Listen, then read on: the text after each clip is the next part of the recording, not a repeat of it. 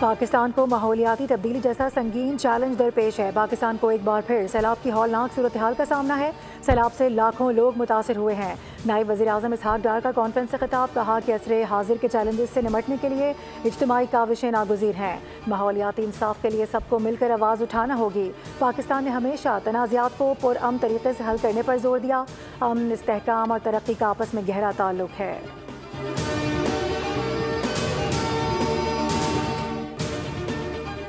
پاکستان نے کبھی بھی جارحیت کا راستہ نہیں اپنایا۔ بھارتی حکومت دنیا بھر میں دہشت گردی میں ملوث ہے۔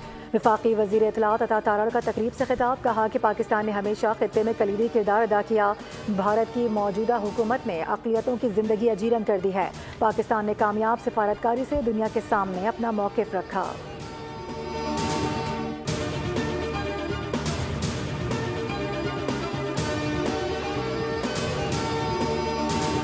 پنجاب کے دریائے چناب میں انتہائی اونچے درجے کا سیلاب برقرار۔ ہیڈ پنجنت کے مقام پر پانی کی آمد اور اخراج 6,09,669 کیوسک ریکارڈ۔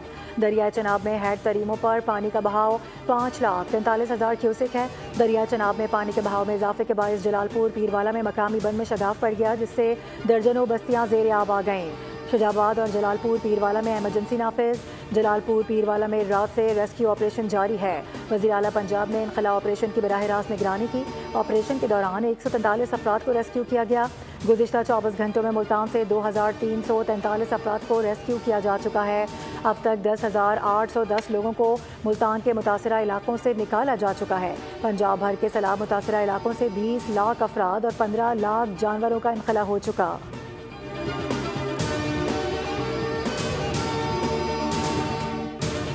سیلاب مستی والی چیز نہیں، پانی کا بہاؤ بہت تیز ہے۔ وزیر اطلاعات پنجاب عظمہ بخاری کی پریس ٹاک، کہا کہ پاکستان کی تاریخ کا سب سے بڑا ریسکیو آپریشن کیا جا رہا ہے۔ عوام انتظامیہ کے ساتھ تعاون کریں۔ جہاں پانی اتر چکا وہاں بھی لوگ انتظامیہ کی اجازت کے بغیر نہ جائیں۔ پنجاب میں سیلاب سے 60 افراد جاں بحق ہو چکے ہیں۔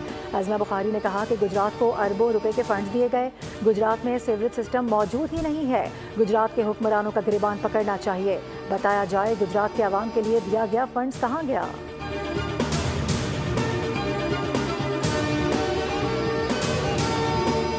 اور کراچی میں آج، کل اور پرسوں بارش کی پیش گوئی ہے۔ برساتی نالوں میں صورتحال اطمینان بخش ہے۔ میئر کراچی مرتضی وہاب کی میڈیا سے گفتگو، کہا کہ نشیبی علاقوں میں مشینری کے ساتھ عملہ بھی موجود ہے۔ عملے کی چھٹیاں منسوخ کر دی گئی ہیں۔ شہریوں سے گزارش ہے کہ افراتفری نہ پھیلائیں۔ 14 انڈر پاسز میں اضافی پمپس لگا دیے گئے ہیں۔ پہلے بھی بارش ہوئی، ہم پانی کی نکاسی میں کامیاب ہوئے۔